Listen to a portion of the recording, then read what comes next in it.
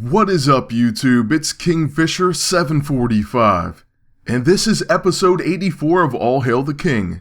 In this episode, we're going to feature Hellcat, and we still need to take a look at Cammy, but we'll feature her in a little bit.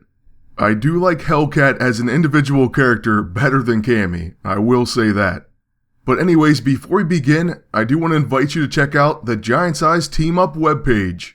I'll place a link in the description below, so go and take a look.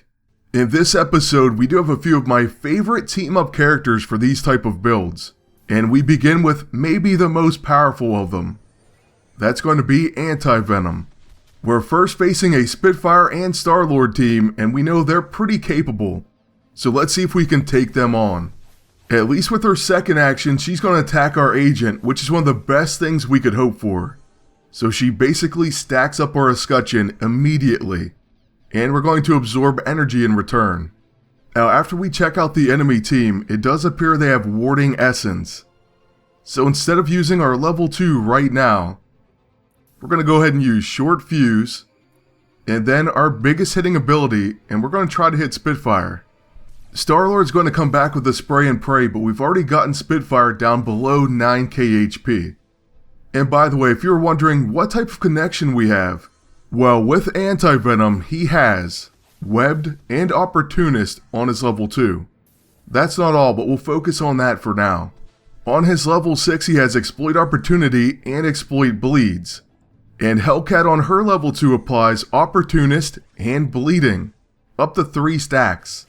So it's a perfect setup move for Anti-Venom. And vice versa, because Hellcat has Exploit Opportunity and Exploit Bleeds on her level 9. My agent, as you're going to see, has been thrown into the mix with the Grace Note, which also has Exploit Opportunity, and the Ex-Oblivion, which places Opportunist debuffs. So all around, pretty solid synergy with this team. The only other things that I do want to mention is, Hellcat also has the Sandy E-ISO, which generates grit when she attacks. Her level 9 has True Grit, so this is going to come in very handy. On top of that, you can place the Snaring A-ISO on her level 9. This says attacks against web targets are guaranteed to hit and crit. So also when they get webbed, you know you're going to hit that level 9. That was kind of a big thing for us. But you could also use the Exploit Webbing A-ISO for even bigger damage. And that level 9 is no joke. So all around an excellent team, and I really had fun using them. As you can see, we're pretty easily going to finish Star-Lord and Spitfire's team. Okay, well in the match, they do use Fire Tornado. But on Hellcat's turn, she's not quite ready to use her level 9. So instead, we're going to use that level 2 on Star-Lord. At this point, we know he's set up for a pretty big hit with that Bleeding and Opportunist debuffs. And Anti-Venom is coming up soon. We'll just go ahead and add to that by using the Ex-Oblivion. And then on his turn, we're going to use Short Fuse once again, then our level 6, and we're going to save Star-Lord for Hellcat, so we'll hit the agent. Pretty risky, but I think it was worth it. By the way, in this match, I actually don't think I put the Snaring A-ISO on our level 9 just yet, so this may not crit. So here's a Capoeira, and it does very nice damage, but without that crit. I definitely had a good time in other matches with this team, but I know that some of you wanted to see Star-Lord and Spitfire, and also you wanted to see some against the Worthy. So if you want to see that, just stick around for the final fight. As far as Spitfire though, we're taking her on again, and with Rocket Raccoon. In this match, we're using Morbius. And that's because on her level 1, which she preemptively counters with and follows up, she actually causes a delirium effect. As we know, Morbius exploits delirium with his level 1 Fly-By-Night, and it already does a great amount of damage. So very early on, me and a friend Matt were talking about this team, and we just thought it made sense. Plus, Morbius has his proved E-ISO, and I just love it. Maybe it's not the most overpowered E-ISO, but it's pretty nice. It's going to just give him buffs, everything from strengthened, fortified, and so on. And he can actually get it more than once in one turn. Like I said in a previous video, we're setting up a full video on that alone, Morbius and his new EISO. So we'll focus on that in detail once we get that set up. Then after that, other characters in their new empowered ISO and augmented ISO 8 are coming. Morbius is going to kick all that off. But like I said, Morbius hits like an absolute cannon, and you can have that proved EISO and the covert EISO on him. So he'll preemptively hit with that serious attack, Fly By Night. And hopefully by the end of this match, you'll see the power that can do.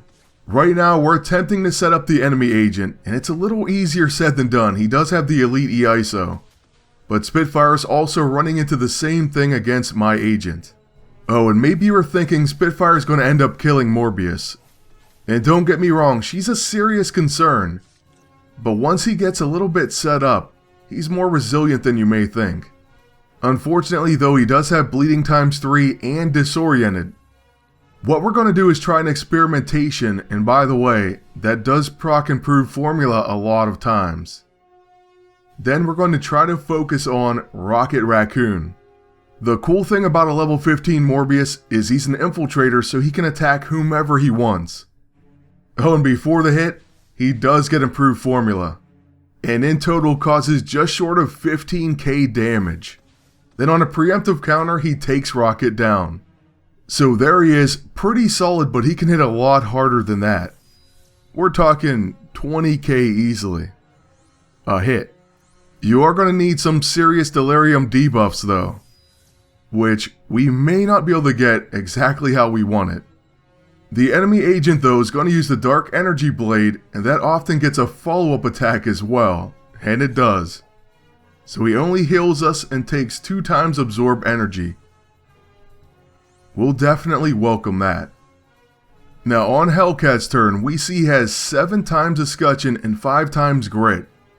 So we're going to try to remove buffs with Laceration. I'm not sure what all we can get rid of, but it's worth a shot. Plus it does cause hemorrhaging. So on Morbius's turn, we'll see exactly what we got rid of. But first, we do take a counter. Luckily, we still had Mirror Reality. Now Spitfire's 2 actions going to be pretty annoying to sit through, but she has to recharge on her first turn. And so we're only going to get hit with 2 Fiery Fists, both healing us. Next, on Morbius's turn, we'll use Quick Reflexes, which gets us an improved formula. So let's just see some of the buffs we got so far. Focused, Strengthened, a Shield. Pretty awesome. So the agent, I think we can take down. That is, if we use a Fly By Night. He has 5 Grit, 2 Enraged, and Fortified. And there it is, even with all his buffs. So with only Spitfire remaining, we're going to try to hit her with Hellcat's level 9. We'll use an Improbability Field, or some random buffs and debuffs on the enemy. Then, with our 3 stacks of Grit and Strengthened, we'll use Capoeira. And we miss all the hits. So it looks like it's going to come down to Morbius. Well, if he can even attack. Well, unfortunately our ending was ruined, but there's really nothing we can do about it. We'll just have to take her attacks on Hellcat. Then with Morbius, you know what? We're going to go ahead and use our Mesmerize. This video is supposed to be about Hellcat, so we're going to finish her with her no matter what. Unless she misses another attack, then we give up. But let's use the Ionic Devourer, and then we'll try our Capoeira, even though we know it's going to do less damage. Here goes nothing. Hey, at least it crit, and it won the match. So on to our third and final team, and it may be the best out of the bunch. That's because Hybrid offers everything that Anti-Venom has. As far as Opportunist, Exploit Bleeds, causing 3 stacks of bleeds himself, because we're using the Bruiser, and we apply Flank with his level 9. So that means we're going to get a follow-up attack from Hellcat before she even hits level 15. So it's very beneficial, and because of that, we think she can generate 2 stacks of Grit every time she attacks. So that's the thought process behind this, and we're going to find out if it wins against a 30k Kurth and Null team. Now we did change to our normal setup for this one, and that's because we were using it as a pretty serious PvP team. As in, they're serious offensive contenders that could take you pretty far in the tournament. I was actually on a bit of a roll when I met this team. We had won quite a few fights, and you're going to see why. Look at all those dots and bleeds. We haven't even gotten to our big hits yet. We still have to build up grit stacks on Hellcat and also apply some opportunist debuffs. So we're going to use her level 2, and if we focus on Null, yes, he does preemptively hit us, but the agent will take that attack. So when they have Null and the agent and they're both protecting, this is how you can kind of target who you want. Just go after the other one, and then they'll usually protect them. We also do get a follow-up attack, but he has the Force of Life Blade, unfortunately. I hate that thing. Don't get me wrong, I think the Ethereal actually comes in handy for the attacker, because they put it on their protect agent, and he can't protect when he's intangible. But 1, he doesn't stay intangible long, and 2, they still had Null, so it's not bad in this case. It is kind of bad for me though. But with my agent, we'll use the Alluring Light as a quick action. Then, well, we're probably going to use the Blackest Void on the enemy team. Now I know what you're going to say, the enemy team is basically getting killed by dots. And that's very true. But this team did do quite well against most defenses I faced. When you end up getting hit with Cower and you can't even attack with your big hits from Hybrid, it's just not going your way. And then Meteor Swarm certainly not going to help. All we're going to do though on my agent's turn is use the Ionic Devourer and once again place Despair on the entire enemy team. Then following this, the enemy Kurth is actually going to go down to dots. See though, those bleeds helped out. Oh, and remember how I said you should do whenever you're facing these 2 protectors? Well, I could have focused on Null and gotten a pretty decent hit probably on the enemy agent. However, I knew he was going down to dots, so we're just going to do a little bit of damage to Null. Every bit helps. Then on Hybrid's turn, we're going to use Short Fuse in his larger hitting attack, Riot, on Null. First though, after we target him, he's going to preemptively hit us, and unfortunately the hit doesn't do that much damage. Null is an absolute tank right here, and with all those Meteor Swarm stacks, we still could actually lose. Pretty crazy. With the changes to magic warding, Meteor Swarm is back in a big way. But we will do just about our only move, and we end up winning a really close match. So I at least hope it was entertaining, and that's why I included it. That's going to be it for this episode though, so I thank you all for watching. Then I want to ask you to please like, comment, and subscribe. And until next time, good luck, and take care.